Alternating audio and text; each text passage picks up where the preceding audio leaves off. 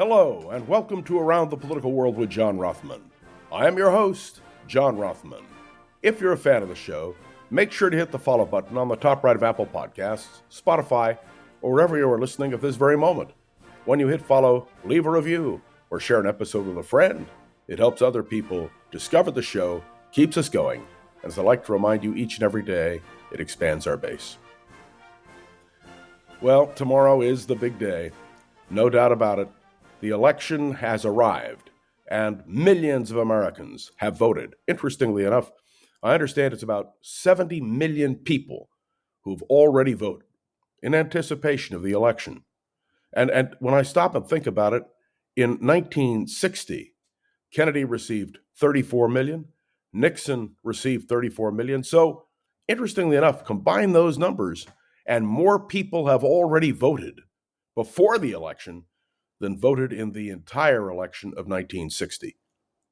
That's good news, because it means there is excitement about the election, that people are motivated, and of course, the essence of American democracy is voting.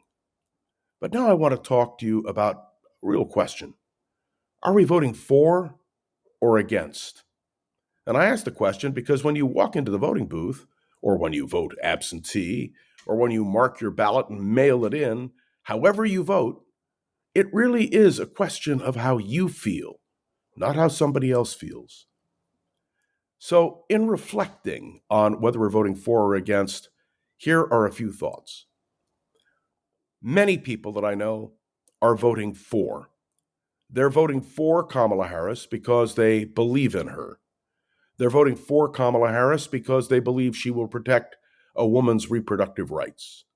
They are voting for Kamala Harris because they feel she is more stable, more direct. And then there are those who are voting for Donald Trump, who are voting with equal conviction. They believe that Donald Trump is the future of America. They look back on his 4 years in office and say, we need 4 more years. They ask a simple question. Are we better off today than we were 4 years ago? The very question Ronald Reagan posed to Jimmy Carter. And the answer, of course, for millions of Americans is they believe that they are better off with Trump in the White House. There are many issues on which Trump and Harris disagree. But one thing is clear. The motivation to vote in this campaign has been ginned up by the clear contrast between two candidates. I listened carefully to right-wing radio and television and left-wing radio and television.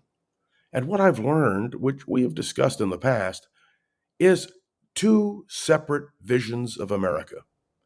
When you listen to Fox, and I use Fox as an example of right-wing America, you hear a doom and gloom.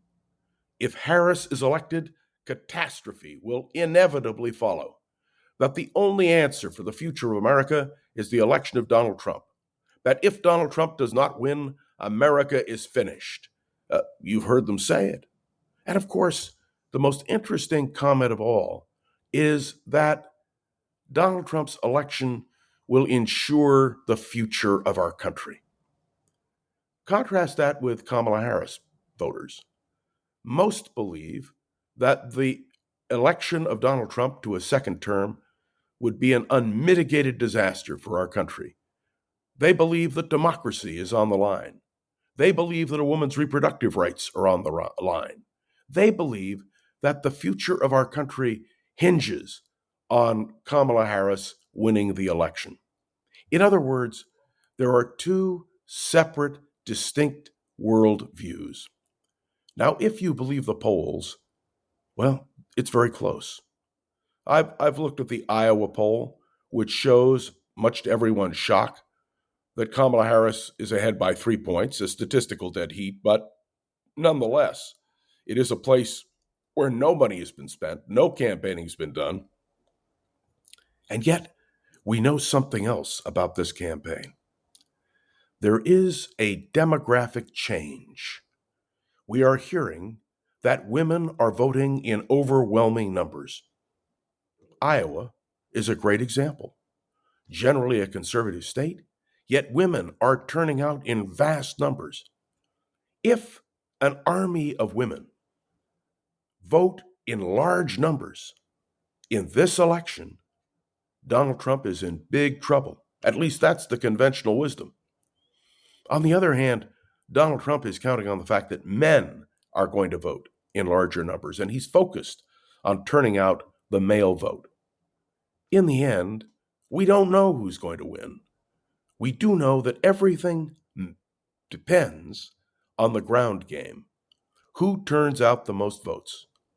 The fact that we have 70 million Americans who have already voted is to me a stunning number, and it is vastly reassuring about the future of democracy. So it's true. When I go into the polls, and actually I voted by mail because we do that here in California, I voted for, but I also voted against. And the passions that I feel are exactly those sentiments. I wonder, for those of you listening to Around the Political World with John Rothman, on this last day of the campaign, don't you feel very much the way I do? Voting for a future, voting against what could be our future, and in the end, determining how we are going to vote as individuals. Tomorrow, America will vote. That is to say, votes will be counted. People will go to the polls across America. The real challenge for us now is once the election is over, once a choice is made, will we accept the election results? I pose the question because I listened to Donald Trump again today, blasting the integrity of America's elections. He painted a dark picture. Kamala Harris, on the other hand, seems confident that she has the momentum and that the election will be fair and free and honest. And yet, once upon a time, we woke up the day after the election knowing the results. We may not know the results on Wednesday, but I can tell you this: we are going to reflect all day today and urge everyone to vote. Whether you're voting for or against, whether you're for Harris or Trump, get out there and vote. Because in the end, this is the ultimate test of who we are as a nation. It is an election which I hope will inspire the world that despite all the problems, a free, fair election can be held. I will have some thoughts tomorrow on Election Day, but if you haven't voted, get out there and do it. And I don't care if you vote for or against. What I care about is that you vote. Thanks for tuning in to another episode of Around the Political World with John Rothman. Make sure to follow along and let me know your thoughts on the show by leaving a review on Apple Podcasts and sharing an episode with a friend or colleague so we can continue to grow and expand. You can interact with me on Facebook and on LinkedIn, and many of you email me, and I try to read everything because I really do care. And of course, a special thank you to Gogo Zoger, the wonderful producer of this podcast. This is John Rothman. See you tomorrow, Election Day, right here on Around the Political World with John Rothman. Around the Political World with John Rothman is proud to introduce our first sponsor. That's right, we have someone who loves what we do, and I have to tell you, I love what she does.